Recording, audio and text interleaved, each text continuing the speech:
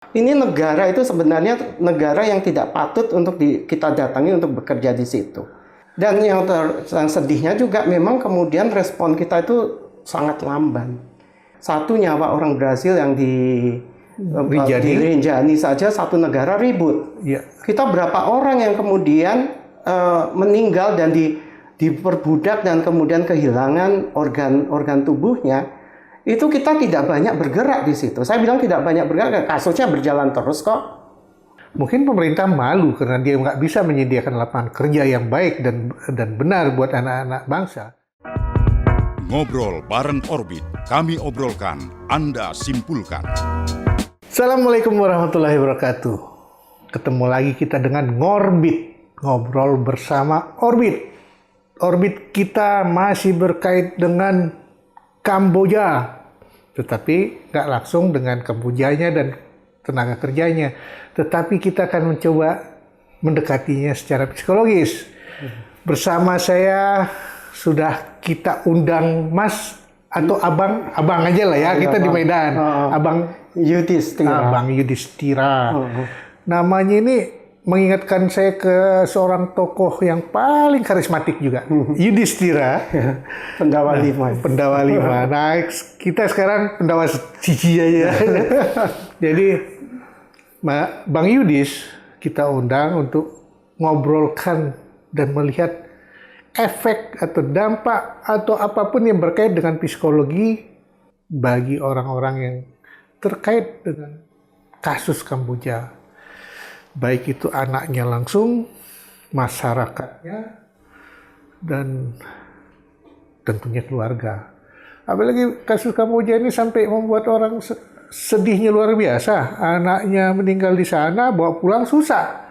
Wah, itu kan dampak psikologisnya nggak cuma sedikit. Jadi gimana Bang Yudhis? Kita dekati dari mana mulainya? Kalau menurut Bang Yudhis, enaknya kita dari mana nih? Kalau saya tuh senengnya itu dari sistem pendidikan kita, karena itu yang sangat mempengaruhi perilaku. Sangat ya, kalau kita lihat. Iya. Itu kegagalan pendidikan. Itu lainnya garis keras ya? Itu lainnya garis keras, karena memang imbasnya pada orang-orang yang pada akhirnya mau membuat keputusan-keputusan yang tidak memiliki kejelasan, karena tidak ada pertimbangan-pertimbangan di situ. Nah, ini dikarenakan kita ini masyarakat yang pertama sekali. Saya mau mendekatkan masalah ini dari sisi aspek kognitifnya, karena aspek kognitif ini kita ini selalu dalam pendidikan apapun ini tidak pernah ya untuk diajari bagaimana untuk berpikir.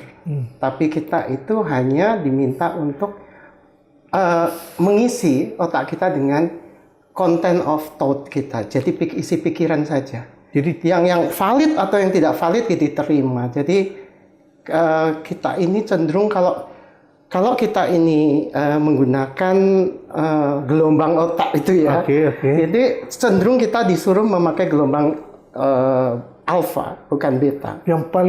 Yang artinya, yang artinya kita cuma datang dengerin.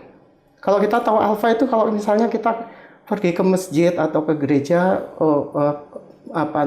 orang kemudian berceramah, ini yang kita lakukan apa?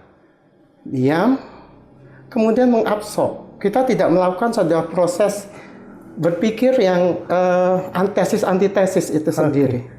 Kita meletakkan diri kita itu pada gelombang yang hanya menerima. Tata nilai pun tidak? Iya, sama sekali tidak. Jadi akhirnya apa? Kecenderungan kita kan seperti itu. Anak disuruh untuk patuh, anak disuruh untuk mendengarkan, anak disuruh untuk menerima. Efeknya apa? Efeknya jadi, itu anak hanya sekadar tahu. Hanya sekadar tahu. Dia tidak berproses pada bagaimana berpikir. Pemahaman. Iya. Nanti kita akan akhirnya bicara mengenai bagaimana berpikir kritis. Kenapa kemudian saya bilang seperti ini? Ya coba kita lihat bagaimana kasus per kasus itu sendiri. Kalau saya amati, saya menemukan beberapa. Sebelum ini menjadi meledak, saya memang ketemu beberapa anak muda Medan itu ya dengan sangat antusias. Antusias, ya. "Oh, saya mau ke Kamboja, saya mau ke Kamboja." Kebetulan juga teman-teman adik saya juga. Terus kemudian ketika ditanya, "Kamu tahu apa yang terjadi di sana?" "Enggak." "Apa ya, nanti efeknya seperti apa?" "Enggak tahu ya, pokoknya kita datang dengan bayangan-bayangan yang sudah dibuat sedemikian rupa." Duit sekarung. Iya, duit sekarung, pekerjaan mudah, Yang dan menyenangkan, kemudian ya. dan kemudian dia berangkat. Yang ternyata kemudian imbasnya itu demikian buruknya impact dari keputusan itu, kehilangan nyawa, kehilangan mata, kehilangan ginjal, dan segala macam dan gitu ya. bahkan hilang jenazahnya.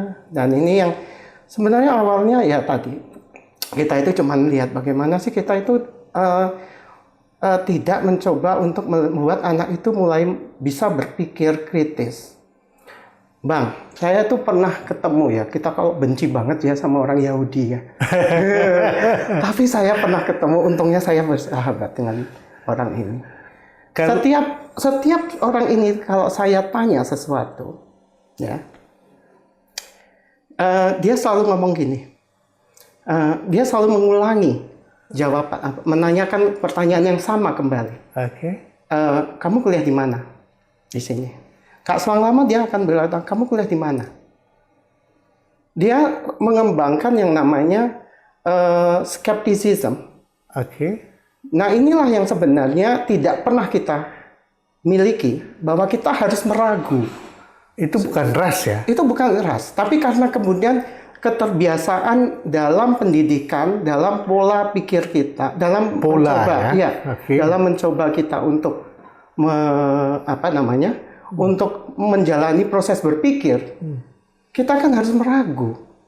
Nah, ini kan kemudian kita disuruh yang namanya belief. Jadi yang meragu menurut abang tadi itu menguji ya? Iya. Kita harus menguji setiap yang kita temukan, kita ketahui. Iya. 2 kali jawabannya sama, oke, valid.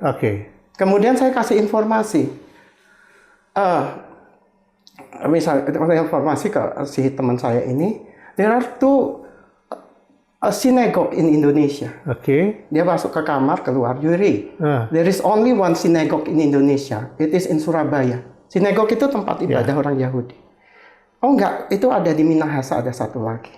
Saya sebutkan gitu. Oh, dia cek. Oh iya, Yuri, maaf aku salah. Jadi artinya setiap informasi diuji. Itu kemudian dia uji. Sehingga apa yang kemudian dimasukkan ke dalam pikirannya itu informasi yang valid. Informasi yang valid. Dan kemudian dia mencoba untuk mencari tahu. Kalau lebih dalam lagi mencari tahu ini datanya benar apa enggak. Baru kemudian dia membuat keputusan, baru kemudian dia mengeksekusi apa yang kemudian dijadikan yang di apa. Sementara kalau kita lihat anak-anak kita itu diajari untuk yakin. Cukup tahu, lihat, yakin. Yakini. Iya. Oke, aku yakin ke Kamboja itu fine-fine aja. Saya yakin itu kan sebenarnya di bawahnya knowledge itu. Ya jelas lah. Kalau knowledge itu saya sudah tahu, sudah ada bukti empirik yang membuktikan bahwa itu benar. Jadi kali-kali dan nilainya itu udah pas ya? Udah pas. Kalau yang cuman belief itu kan kemudian nggak ada yang naruh kepercayaan itu 100%.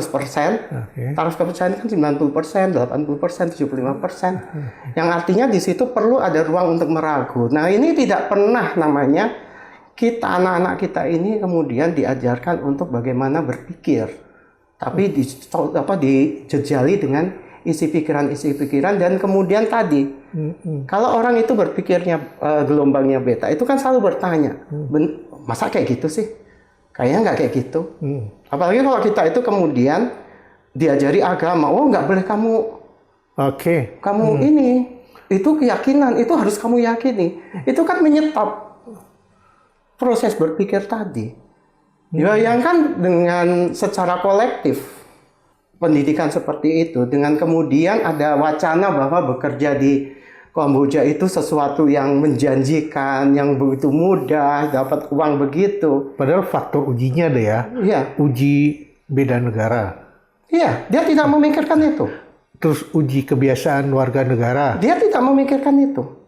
Belum lagi uji makan, segala macam. Dan bagaimana dia akan mendapatkan satu apa ya namanya gesekan budaya, gesekan kultur.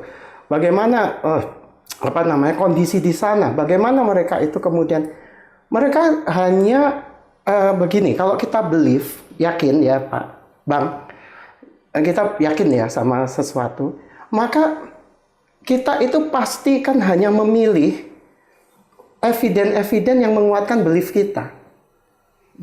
Nekat loh kali itu. Iya, kemudian saya hanya kemudian menguatkan, oh aku percaya kalau di Kamboja itu semuanya fine-fine aja. Dan saya memilih berita atau memilih segala sesuatu yang kemudian menguatkan belief saya bahwa di sana itu oke-oke Jadi saja. yang dicarinya bukan yang kontra dari news. Kita nggak terbiasa, Bang, untuk berpikir antitesis. Iya betul nggak di sana apa baik-baik aja? Betul nggak negaranya baik-baik aja? Melakukan pengecekan seperti yang tadi saya ceritakan. Melihat data-datanya. Kemudian dia mengambil keputusan. Nah ini kan tidak pernah terjadi ke kebanyakan anak muda kita. Oke. Kalau kita bilang itu oke lah, kita udah salah mendidik. Salah mendidik. Udah salah mendidik. Betul. Kan? Tapi kan kalau kita teruskan kata salah mendidik, nanti jadi apologi di situ. Sebenarnya bukan hanya apologi. Salah mendidik artinya di situ ya kita melakukan kritisi ke proses itu sendiri. Kalau kita kritisi, it's okay. Dan ada yang menerima kritiknya lebih bagus. Iya. Tapi malah bilang, ini kan kita udah salah mendidik, ya udahlah kita gini cari. Oh ya nggak bisa Pak. Wah nggak bisa. Kita nggak boleh. Kemudian ini satu proses yang sebenarnya membusukkan proses berpikir kita, anak-anak kita. Tapi itu nggak nampak kita lihat, Bang ya. Kita udah sekian tahun mengikuti berita Kamboja dengan nasib anak Indonesia yang sangat miris di Kamboja. Ya, tapi kita nggak ngelihat arah pendidikan atau arah perbaikan yang dilakukan sistem kita. Itu hanya output, bagian dari output dari sistem pendidikan dari kita. Untuk merombak atau meluruskan atau upaya. Kalau secara sistemik ya tentu pemerintah harus membuat kebijakan. Itu kan saya tidak bisa bicara. Memang kita nggak bisa. Kemudian kalau misalnya bagaimana menyelamatkan mereka, kita harus punya memperkuat diplomasi atau segala sesuatunya, dan kemudian persoalan-persoalan kasus-kasus yang terkait dengan kriminalitas yang melibatkan orang Indonesia itu sendiri, itu kan persoalan-persoalan di kepolisian, persoalan-persoalan hukum yang barangkali kalau secara psikologis ya saya tidak akan masuk ke situ. Tapi kan kalau ini mungkin aku yang terlalu banyak kali mengambil kaitan-kaitan mungkin Bang ya. Kupikir secara psikologis kebijakan itu harus diikutkan dengan pola-pola pikir psikologis. Iya, artinya dan pendekatan yang psikologis. Sehingga ada output yang mendekati secara psikis pada bukan hanya anak-anak yang terkena, mungkin kepada pejabat kita yang selama ini buta dengan kebijakan yang dipikir dia, yang dia dapat dari literasinya dia sendiri. Begini, kita itu sebenarnya tidak punya kesadaran. Consciousness itu apa? Ngeri sekali. Kita kan nggak terbiasa untuk kemudian ketika datang ke dalam suatu tempat kita menyadari situasinya kayak mana, apa semua kita olah, kita pikirkan, kita teliti, kita apa semua, kita tidak pernah melakukan itu. Kita hanya punya keyakinan, datang begitu saja dengan mengikuti keyakinan itu. Ya kayak yang kami kemarin ini. Kemarin kalau nggak salah saya tawarin juga sama Bang Yudis. Ada satu orang tua korban dari Kamboja itu. Nah, di situ saya ngelihat memang sakit jiwa kita bangsa ini. Ketika kita membiarkan anak-anak itu begitu. Dan kebijakan yang dilakukan oleh pemerintah kita pun belum mampu untuk membuat anak-anak kita menyaring informasi dengan logika yang baik. Sebenarnya banyak sekali aspek yang kemudian menciptakan kondisi tragedi kemanusiaan. Saya bilang tragedi kemanusiaan karena orang dijual organnya, dibunuh, kemudian dibuang mayatnya, kemudian ya seperti itu, dan jumlahnya juga tidak sedikit. Ya. Dan kemudian kita juga saat ini nggak tahu berapa yang sedang diperbudak di sana.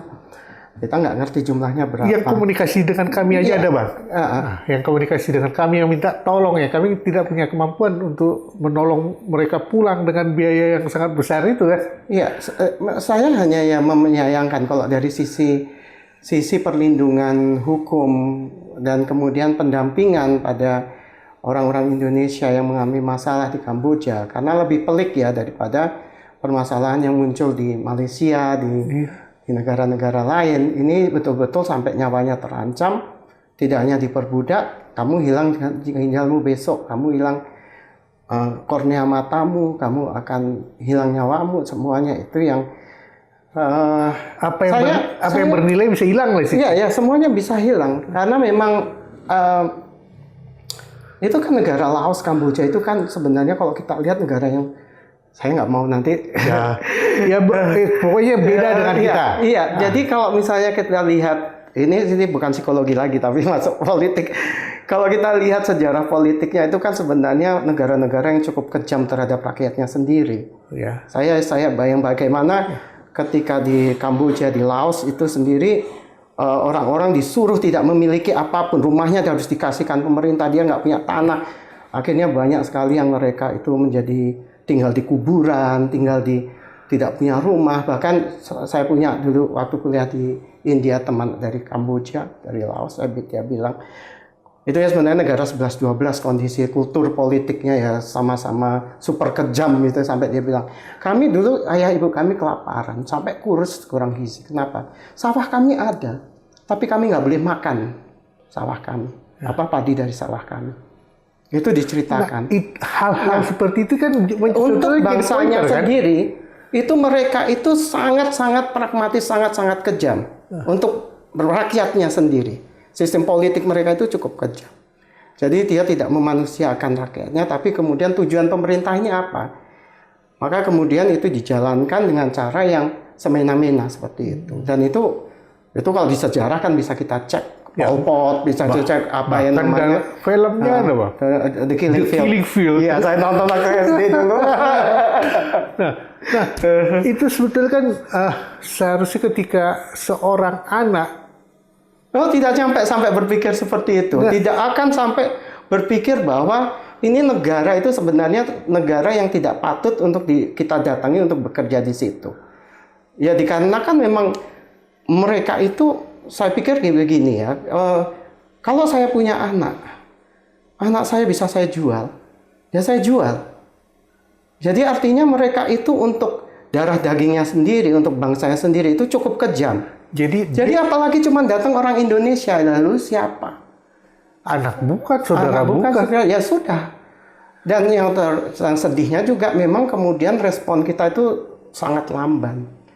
Sehingga kemudian saya cuma membandingkan bagaimana satu nyawa orang Brasil yang di Rinjani saja satu negara ribut. Ya. Kita berapa orang yang kemudian meninggal dan diperbudak dan kemudian kehilangan organ tubuhnya, itu kita tidak banyak bergerak di situ. Saya bilang tidak banyak bergerak, kasusnya berjalan terus kok.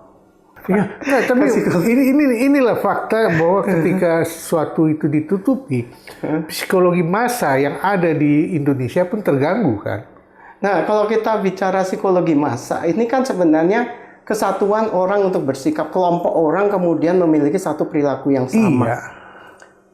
Nah, kemudian sekarang dia anak muda kita tuh sama pola pikirnya. Ya, saya pikir sama karena mereka kan tidak punya kemampuan untuk berpikir. Mereka tidak mau menggunakan proses berpikir yang jauh lebih jelimet. Misalnya saya mau menggunakan critical thinking saya untuk mengambil keputusan. Ini kan tidak diajarkan. Soft skill seperti ini tidak diajarkan. Jadi mereka kan berjalan dengan belief mereka. Oke lah, ini anak muda kita udah tidak diajarkan, udah kita anggaplah kadung gitu sekarang ya. Tetapi kan ketika terjadi sebuah kasus, bagi saya satu nyawa itu adalah kegagalan negara. Ya, menyelamatkan satu nyawa itu kegagalan negara. Kenapa tidak dipasang di airport, di situ ada Seharusnya. Karena saya teringat di tahun 1990 atau 80-an itu ada satu pembantu dari Filipina. Itu dibunuh di Singapura. Saat itu begitu pemerintah langsung tarik semuanya itu. Semua pembantu-pembantu dari Singapura. Itu karena mereka begitu menghargai ketika itu legal. Iya. Nah, yang jadi masalah yang ke Kamboja ini sangat sedikit yang legal. Ya harusnya memang tadi antisipasinya benar, Bang. Dari pendidikan yang kalau sekarang sudah kemudian viral ya memang dari sekolah-sekolah sudah disampaikan untuk tidak lagi ke sana. Ya, untuk semua itu sudah jadi program pemerintah. Jangan ya kayak kita kemudian anak bangsa kita diapa-apain di sana kemudian ya sudahlah nggak apa. Nah, saya mungkin tidak bicara pada konteks politik, konteks aturan-aturan. Tapi kan secara psikologis ada pendekatan politik yang etis. Iya. Politik yang logis. Sebenarnya ada wacana antara wacana bekerja di Kamboja dengan wacana jangan bekerja di Kamboja. Itu lebih kuat wacana bekerja di Kamboja. Pertama, karena ya memang tidak ada gerakan untuk kemudian membuat orang memiliki awareness bahwa bekerja di sana itu bermasalah. Ya, itu sangat jelas kalau kita lihat sekarang ya. Jadi yang akhirnya kemudian muncul, coba kita lihat berapa banyak sih yang sampai sekarang anjuran atau semua ya namanya. Ya, itu jangan bekerja di Kamboja. Itu sebenarnya kan tidak ada. Mungkin ini pandangan saya, ya.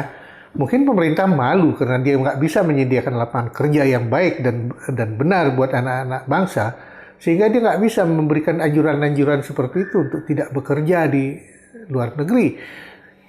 Abang mungkin ingat, kabur saja dulu, terus kemudian pergi saja kerja saja di luar, mana tahu jadi Perdana Menteri Inggris. Itu kan pernyataan konyol yang sebenarnya itu kan keluar di bawah tekanan psikologi yang sangat berat.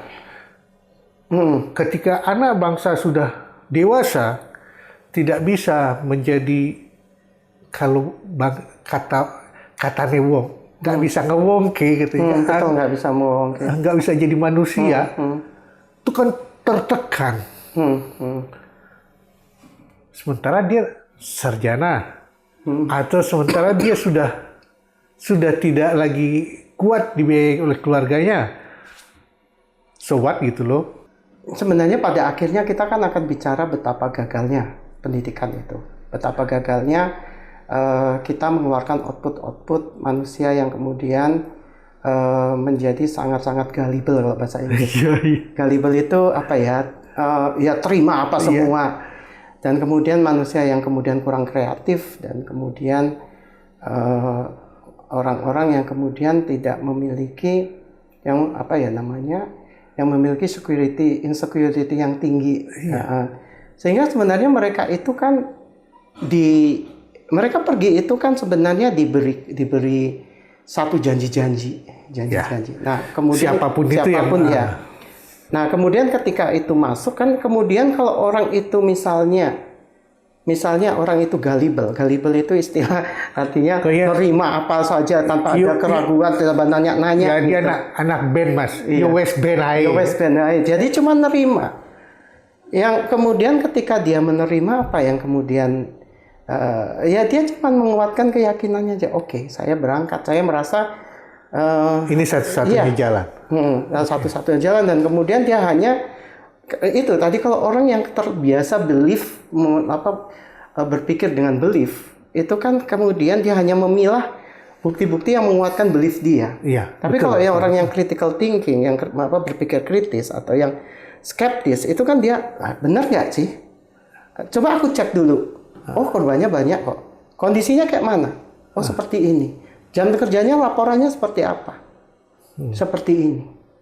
Dan ini proses ini tidak pernah diajarkan dari kita kecil. Selalu kita kemudian ketika tanya apa semua, itu kemudian kita tidak boleh mempertanyakan. Tapi memang begitu katanya nih ya. Generasi Alpha memang begitu katanya. Generasi Alpha, ya, Ya pokoknya ya, yang enak sama aku, yang nyaman sama aku, whatever lah gitu ya. Generasi Z atau generasi Alpha? Alpha. Alpha, oh ya. Z juga udah mulai begitu, Iya. tapi di Alpha udah makin kuat. Nah yang kena sekarang kan relatif Alpha. Ya, karena memang kan generasi Alpha itu generasi yang literasinya dianggap cukup rendah. Dia tidak suka berpikir terlalu panjang. Kalau saya punya Baca juga mahasiswa, itu carinya yang cang-cang yang cuma bacaan pendek. Oke. Ya, dia kalau kita zaman dulu kuliah kan buku-buku tebel di perpustakaan dengan berkeringat, rebutan sama yang lain, kita kemudian bahkan lihat nyalin. Bahkan lihat penerbitnya mana, Siapa? Gitu kan. Iya. Kalau sekarang Sekarang tidak. Nah, bahkan dengan apa namanya teknologi komunikasi yang demikian hebatnya pun generasi ini tidak mumpuni untuk bukan mumpuni tapi enggan menggunakan fasilitas itu dan kemudian hanya berpikir yang mudah dan yang jadi resiliensi mereka itu bermasalah. Kemudian juga ya saya terpaksa harus ngomong gitu karena memang kita harus karena memang banyak seperti ini. Saya di akhir ujian skripsi saya pernah nanya, kamu generasi Alpha? Iya. Terus kamu mengkoreksi enggak generasi kamu? Karena kebetulan ketika dapat hasilnya literasinya rendah. Literasi dari hasil penelitian pada generasi itu rendah. Padahal dia sekolahnya. Dia juga sekolah. Jadi bayangkan kalau misalnya orang dapat informasi seperti itu dengan literasi rendah, ketidakmampuan atau ketidakmauan berpikir kritis dan berpikir kritis kan melelahkan. Karena ngecek ya, teman saya orang Jewish tadi dicek lagi. Kalau beli obat dicek ini obatnya apa, saya tipe tubuhnya gimana, saya ini ada nggak yang alergi dengan obat-obat ini, selalu dicek, kadang tidak diminum. Kenapa? Dokter tidak ngasih obat yang cocok untuk badan saya, padahal dia bukan mahasiswa kedokteran. Tapi kemudian saya melihat bahwa kenapa sih ada kelompok manusia, kelompok bangsa yang jauh lebih maju dari bangsa yang lain? Ya karena ya memang kemudian proses berpikirnya itu koheren dan scientific. Berpikir saintifik tidak harus scientist yang kemudian bisa melakukan. Skeptisisme itu tidak harus scientist kalau kita buat skripsi kan permasalahan. Ya betul juga. Kadang-kadang kalau kupikir Bang, anak-anak sekarang ya mudah-mudahan nggak semua ya. Soal harap tidak semua dan ini. Just want to know. Not want to know how to know. Yeah, exactly. Doesn't want to know how. Okay. And then so how the process is. And then so they just can. Apa karena memang sistem kita membuat pola pikir psikologis bangsa kita mengarah ke hal-hal seperti itu? Kita punya kesalahan kolektif dalam mendidik anak. Kesalahan kolektif apa? Anak ini dibiasakan untuk menerima. Tidak berproses untuk mempertanyakan apa yang dia terima. Apalagi kalau kita belajar agama atau belajar apa, jangan ditanya. Jadi kita disuruh meyakini. Proses meyakini itu kan sebenarnya proses di mana seseorang itu berjalan pada sesuatu yang tidak 100% benar. Oke. Dan dia hanya berjalan pada sesuatu yang dogmatis yang bersifat cuma asumsi saja. Nah, kemudian orang kan semuanya sekarang bicara asumsi, padahal asumsinya subjektif dan nggak punya data, kadang tidak punya ini, dan mereka tidak terbiasa dengan itu. Nah, apa yang terjadinya itu gimana nanti ujung-ujungnya seperti, ya sekarang kita punya tragedi kemanusiaan nih kayak seperti ini. Atau memang kalau manusia dan sifat manusia secara psikologis ya seperti itu. Tidak, manusia itu kan sebenarnya juga bentukannya itu juga reaksi dari perlakuan eksternal. Bagaimana lingkungan mendidik dia, bagaimana guru mengajari dia, bagian orang tua kemudian mengarahkan dia. Jadi bentukannya itu tidak harus apa yang ada di dalam diri dia, Berarti tapi tetap harus ada tabung isian kan? iya, jadi artinya ada ruang di mana anak-anak itu harus mempertanyakan, meragu. Proses ini kan nggak pernah ada. Jadi nggak sembarangan ngisi tabungnya itu kan? Iya nggak. Semuanya kemudian dipertanyakan. Ini benar nggak? Selalu ketika kita mendapatkan satu informasi, kan kita selalu harus berpikir, ini informasinya benar nggak sih? Kita nggak diajarin kayaknya. Nggak pernah bang, ya ampun. Aku bukan apa ceritanya. Walaupun kita protes sama guru, kok zaman saya ditempeleng. Nih contoh ya. Kalau abang lewat pos imigrasi, ditanyakan abang mau kemana, Iya. mau ngapain, dan masuk di pos imigrasi orang ya mau kemana, berapa lama dan mau ngapain. Ketika anak-anak itu nggak bisa diajari seperti itu, mau kemana, dijaga di gate itu, karena dia nggak tahu, nggak ada isiannya tadi ini kan, dia nggak tahu tentang Kamboja, dia nggak tahu caranya. Ya karena memang di melihat awal orang yang membawa, karena katanya dibawa orang kebanyakan. Iya. Ya, jadi kan ini kan kemudian orang kan tidak pernah yang bawa ini orang benar nggak sih? Nah, Kemudian saya ditaruh di tempat yang benar nggak sih? Kondisinya seperti apa? Tapi kemudian kan orang ini tidak punya kemauan untuk kemudian mengecek semuanya. Dan dia hanya kemudian dalam kondisi barangkali ketertekanan ekonomi atau apa, ya kemudian dia hanya menciptakan keyakinan yang dianggap manis di depannya. tetapi di Indonesia ini kan bukan anak itu aja, Bang. Nah, itu maksudku ya. Kenapa aku pikirkan psikologi massa? Karena satu antara kita ini saling berkait, tidak bisa melepaskan kewajiban dan hak kita antar satu kita kan. Sehingga ketika ada anak di bawah umur, di bawah orang, kita diam melihat gitu. Ya. Mulai dari yang bikin paspornya, mulai dari yang bikin paspornya tadi ya, terus dari mulai pintu keluarnya.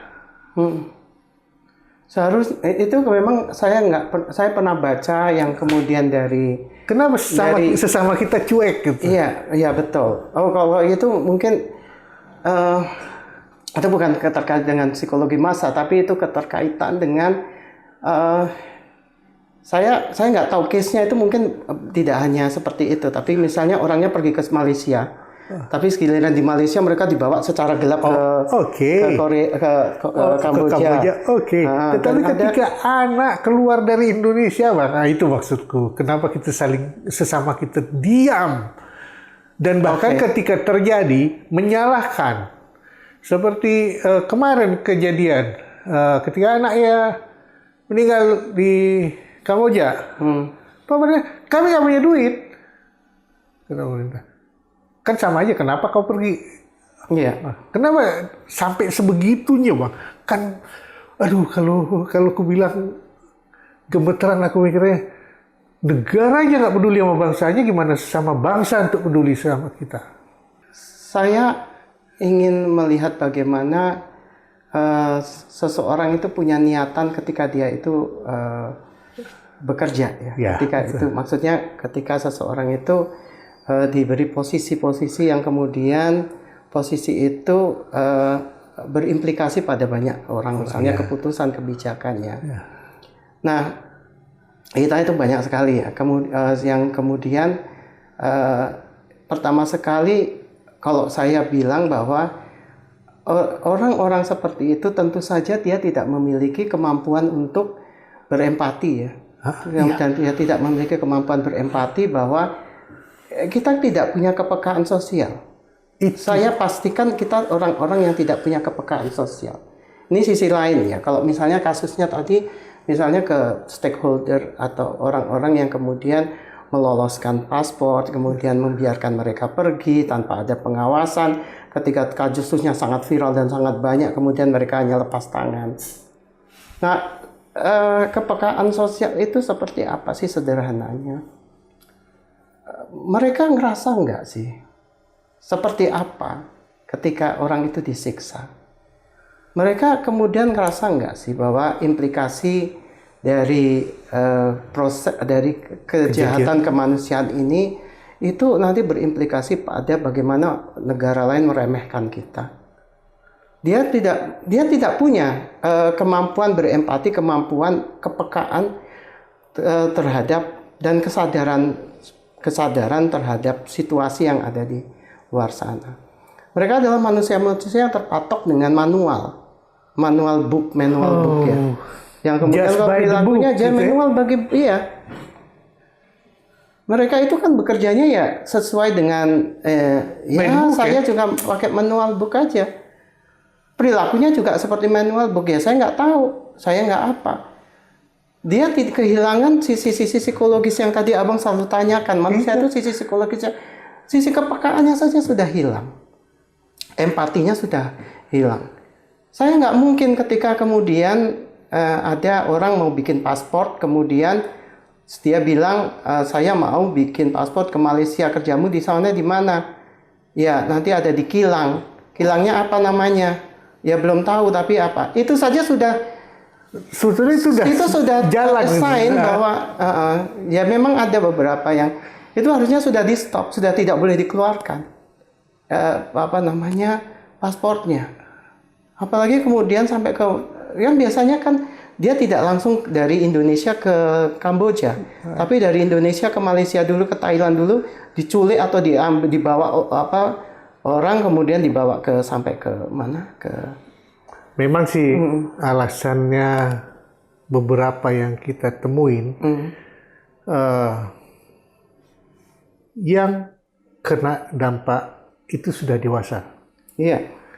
Jadi sudah punya tata nilai. Nah, umur dewasa di Indonesia ini berapa sih? Ketika satu anak umur 19 tahun berjalan sendiri, apa itu udah dewasa? Beda. Enggak, itu faktanya. Iya. Dia udah dewasa, dia udah bebas menentukan haknya. Gitu. Secara kronologis ya usianya usia dewasa. Ya umur 19 tahun. Kalau mungkin orang Belanda umur 17 sudah suruh keluar rumah didepak sama bapak ibunya. Ya, dia sudah dewasa sepenuhnya. Di Skandinavia juga itu usia-usia segitu sudah didepak.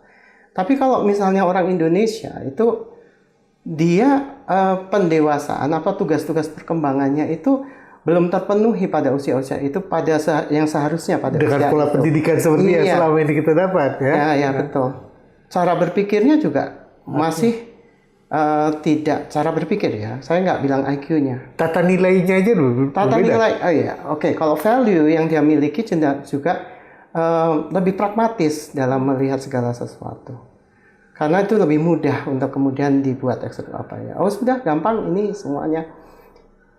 Nah, makanya dewasanya usia 19 ketika zaman semuanya zamannya sekarang itu sudah berbeda sekali dengan proses pembelajaran dia dengan kalau di dalam psikologi perkembangan itu ada tugas-tugas perkembangan pada kelompok-kelompok usia tertentu. Nah, tugas perkembangannya itu saja belum terpenuhi di situ. Nah, sebenarnya mereka itu masih sangat saya lihat dia sebenarnya secara perkembangan belum mature dengan usia kronologis yang seharusnya dia sudah dewasa. Ya, karena sistem, ya Bang. Karena sistem. Psikologi sosial ini kan berkait dengan sistem. Iya. Sangat terkait mungkin. Logika saya menyatakan begitu.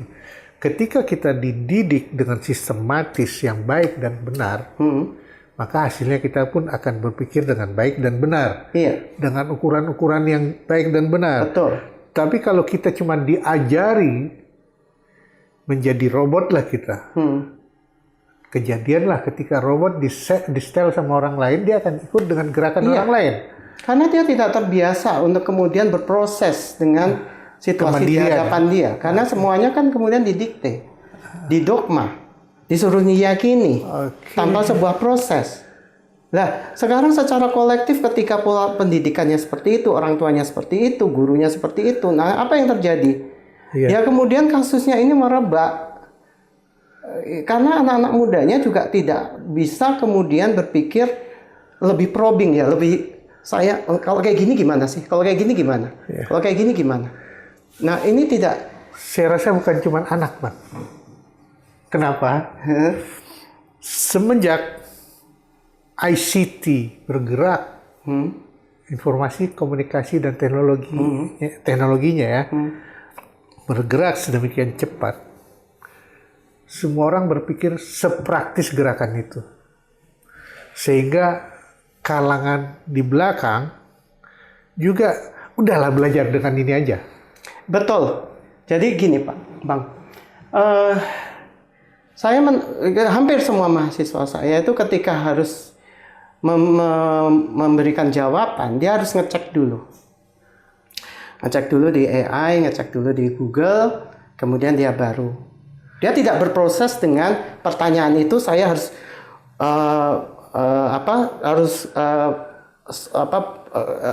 cari jawabannya sehingga kemudian saya bisa menemukan solusi-solusi atau penjelasan yang tepat untuk itu. Jadi tidak berbenah potensi sendiri. Jadi dia itu meletakkan proses berpikirnya itu pada gadget.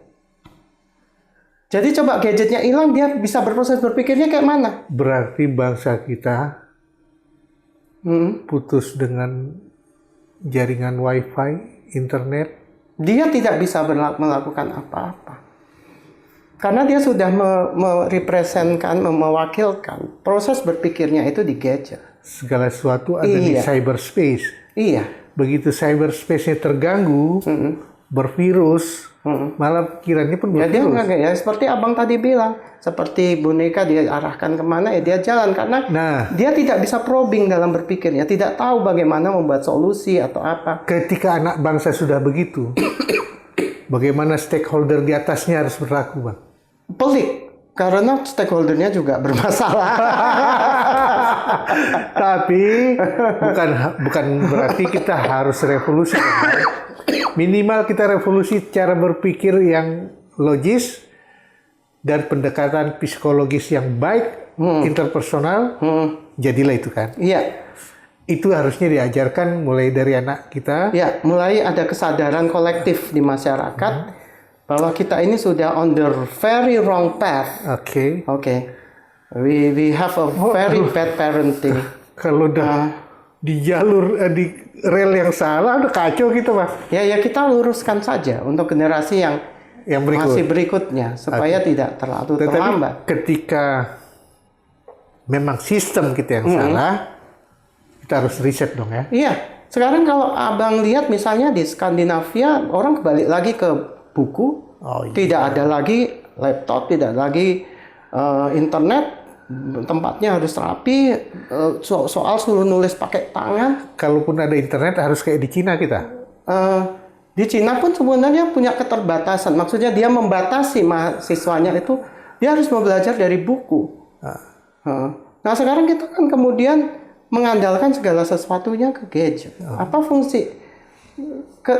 Ketika kita kemudian dihadapkan permasalahan, kita selalu kemudian gadget itu penting. Sebenarnya informasi mau jauh lebih gampang. Semua kalau ada apa ya untuk hal yang baik, semua pedang itu bermata dua kan? Bermata dua, ya Tapi kalau sekarang kan tidak. Yang terjadi itu masyarakatnya kemudian disuruh untuk mengandalkan proses berpikirnya dan dengan segalanya itu di gadget. Sehingga mahasiswa itu kalau gadgetnya dibuang semua, ditanyai pertanyaan sederhana, nggak bisa menjawab. 4x4 aja nggak tahu. Iya, kemarin 1-2 tahun itu berapa bulan? Ada. Nah, hal seperti itu kan ini fakta dan sudah terjadi. Kita bisa melihatnya begitu banyak di cyberspace bahwa kegagalan itu bukan hanya di depan mata, tetapi sudah mendarah daging. Iya. Ketika itu sudah terjadi, kita harus riset ya. Harus riset. Dan kemudian pendidikan dikembalikan ke pendidikan-pendidikan yang jauh lebih humanis. Yang lebih murni kan? Lebih murni. Saya lebih setuju ketika kembali menulis tangan, kemudian membaca buku ketimbang kita mencari apa. Jadi buku-buku hard copy itu kemudian mulai Jadi kalau dihidupkan kembali. kalau kita lihat Kamboja ini tidak sedemikian gampang. Tidak sesimpel itu. Tidak Pak. Itu sesimpel. cuma efek dari output dari satu sistem yang kacau. Karena kan tidak semua bangsa kemudian memiliki dan pendekatan psikologisnya bukan psikologis bangsa ya, tetapi psikologis pribadi. Psikologis pribadi dan psikologis dan kemudian Kelompok kecil ya. Ya, tidak sampai ke holistik ya. Moga-moga saja ini mulai kesadaran masyarakat itu mulai muncul dan kemudian sistem pendidikan itu diperbaiki saja. Kemudian yang tadi kalau misalnya bagaimana kita berpikir itu menjadi satu hal yang penting dalam pendidikan ketimbang mengisi isi pikiran mereka. Oke. Jadi Orbiter, kalau kita mau cerita pendekatannya ke psikologis, ternyata serumit pikiran psikologis itu sendiri. Karena dia ada di sini, jejaringnya itu banyak. Ketika ini tidak bermanfaat secara psikologis, dia tidak menjadi dirinya, tetapi menjadi tong yang diisi dengan keinginan-keinginan orang. Iya. Sehingga tidak bisa memilah dan memilih mana yang baik untuk diri, untuk kelompok, bahkan untuk bangsa. Itu sudah terjadi. Bahkan kalau kata Bang Yudis, kita saatnya sudah harus riset. Kalau istilah komputernya reboot. Nah, booting ulang. Ya.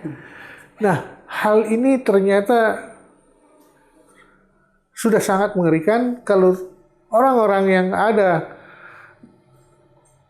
diminta untuk membantu kita memikirkan segala sesuatu yang mewakili kita, membantu kita, yaitu wakil rakyat dan pembantu rakyat, yang katanya inilah pemerintah. Kalau nggak berani ribut, mungkin rakyatnya akan ribut. Kita belajar dari Kamboja, kita juga belajar dari anak muda. Kami sudah obrolkan, tinggal kalian di rumah tentukan. Assalamualaikum warahmatullahi wabarakatuh. Waalaikumsalam.